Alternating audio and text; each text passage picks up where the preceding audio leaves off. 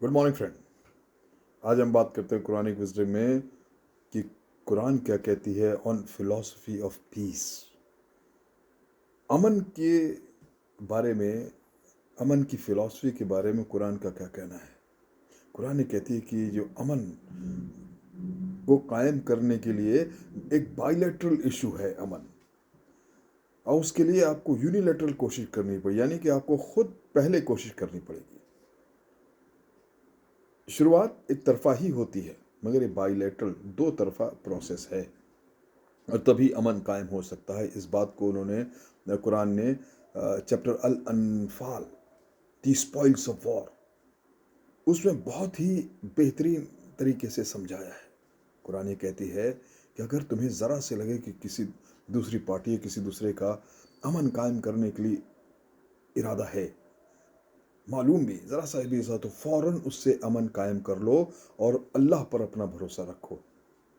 ना कि जिससे आप अमन कायम करना चाहते हैं उस पर भरोसा करो, क्योंकि अल्लाह ताला ही एक ऐसा है जो तमाम चीज़ों को देखता है, तमाम चीज़ों को जानता है। वो कहते हैं ऑल नोइंग है, ऑल सीइंग है, ऑल हियरिंग है, तमाम चीज़ों को सुनता है।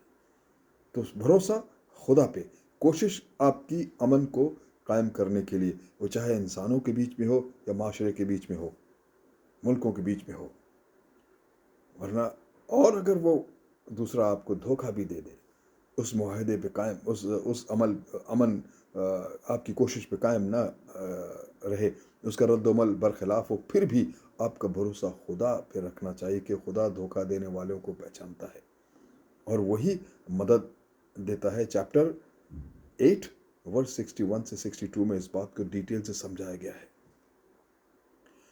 आमतौर पे आप देखेंगे किसी दो पार्टियों में, किसी दो इंसानों में कोई भी इख्तलाफ हो और उसको ख़त्म करने के लिए वो किसी सुलहनामे पे, किसी एग्रीमेंट पे राज़ी भी हो जाएं, तो ये ख़तरा, ये डर बना रहता है कि वो किसी भी वक्त इस सुलहनामा को, इस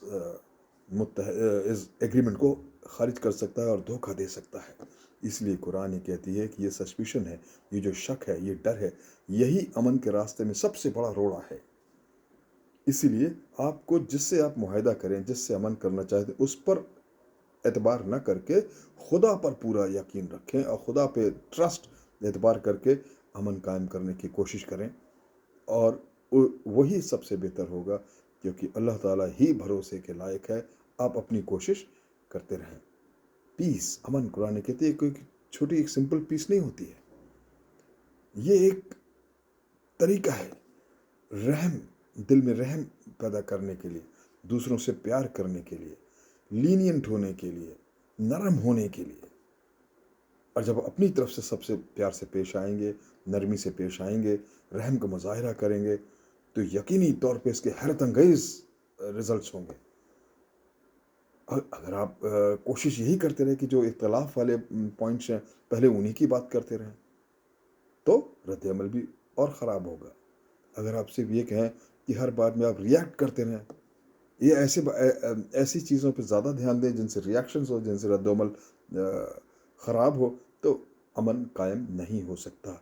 इसीलिए कुरान ये हिदायत देती है कि हर हालत में किसी कंट्रोवर्सी को जिक्र न करें, उसको अवॉइड करें, नज़रअंदाज करें, और एक कॉमन ग्राउंड है जो जो है दोनों को फ़ायदेमंद हो, दोनों को अच्छे लगते हैं, दोनों पार्टियों के बीच में सबसे पहले कॉमन ग्राउंड में लाएं।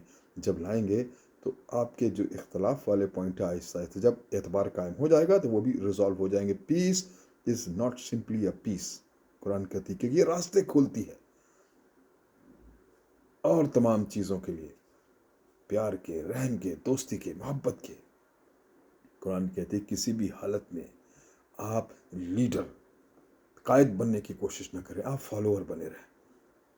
अगर आप फॉलो करें तो विन विन सिचुएशन है, आपको जीतना ही है।